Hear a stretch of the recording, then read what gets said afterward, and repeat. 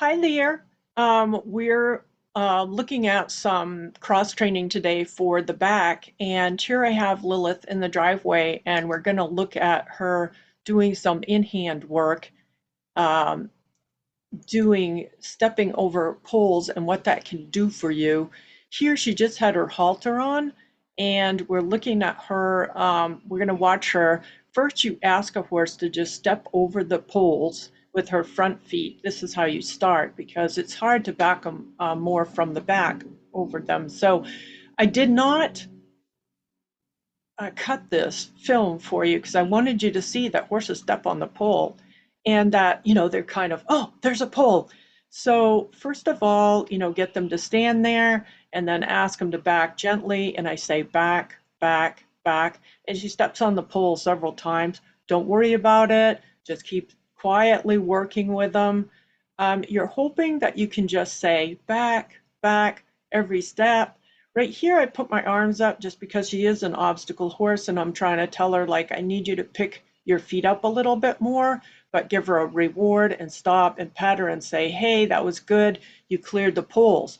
What does stepping over the poles do? It makes them more diagonal. It gives them more joint articulation. They take longer steps back and clear the ground more. Now I'm going to ask her to step all the way forward so that she has to back over the pole with her hind feet. And this is absolutely what happens. They step on the pole, they kick it, stuff happens. They just have to get used to this and do more and more of it.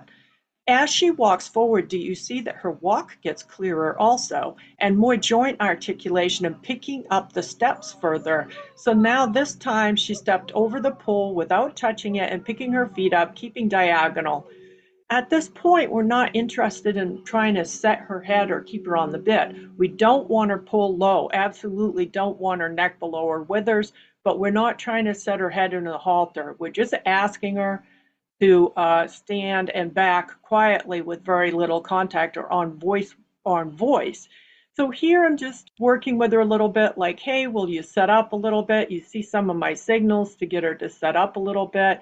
And she wasn't quite square behind, but good in the front. This is a slope uphill in this uh, driveway, so you probably can't see it, but it's quite sloped. And now I'm backing her uphill, and you see she has a little bit less foot clearance off the ground. Like this isn't as clear, the foot clearance, but backing a horse uphill is very good for the stifles, XSI, for them to bend their hocks and to lift the thoracic. So asking her to stand for a minute, and then you see him just wiggling the rope and telling her back, back, back. If you get the horse so that they either back every time you say back one step, or you count and they take a step back, or you only use the rein back, back, back, you can get exactly how many steps you want. The same day, I went in and put the tack on so you would see how she does after one series. And here she is in the tack. The only problem is there was a fox across in the bushes. And so she's very preoccupied with the fox. And now I begin to ask her, how about your neck lowering half halt? Just a little tiny flexion on the bit because she's so inattentive and neck was too high. So I'm asking her, hey, would you give a little bit? And you can see I'm not even touching the rein to ask her to back, but that I just indicate back and say back, which you may not hear because I'm talking over the video. So you start with asking them for the front feet and then you ask them from behind. I'm hoping you can see though how much stepping over a pole requires the horse to lift their legs and keep the thoracic up. So as inattentive as she is with the fox across the street, I still asked her, hey, I want a square halt. And then would you use a little neck down half halt? Would you give to the bridle a little before we can back? And the joints and the steps get better with the backing a little bit. So she's still inattentive, but what you can see is that backing over an obstacle asks them to pick up their hind legs. When she finally stepped forward, the amount of lift in the hind legs was phenomenal over the pole. So this is a very good activity for a horse. Now we're in the other direction. I'm like, okay, set up a little bit. And that was better. So you saw the square halt set up. Then I begin to ask her, here's the neck lowering half halt. Would you put your neck down a little before we start to back? And wait for me to say back.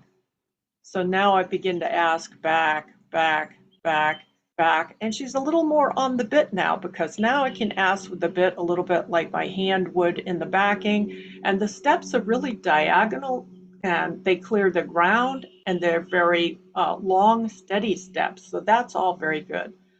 The last thing I wanted to show you was I'm trying with this horse to put her neck below her wither to show you what this does to a horse. When you back a horse with its poll below its withers, the steps are incredibly short and they're on their forehand. So little tiny steps for this horse that takes huge back steps, and the steps get smaller and smaller.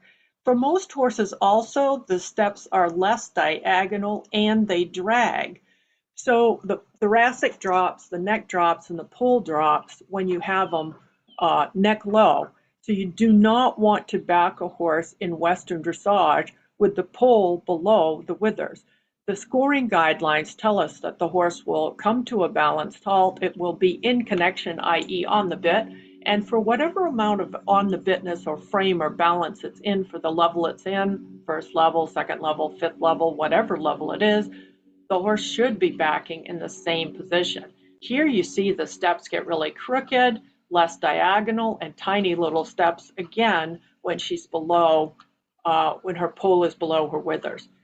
So don't forget that we have a webinar on the back on how to get the back, the aids for the back under saddle, and what judges are looking for.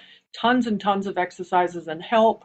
So that's on the new Zendler on the line courses for us, and you can join us there and take that course to help you with more training. But in the meantime, this is the cross training to be helpful on the ground. Until next time, hug your horses for me. Bye.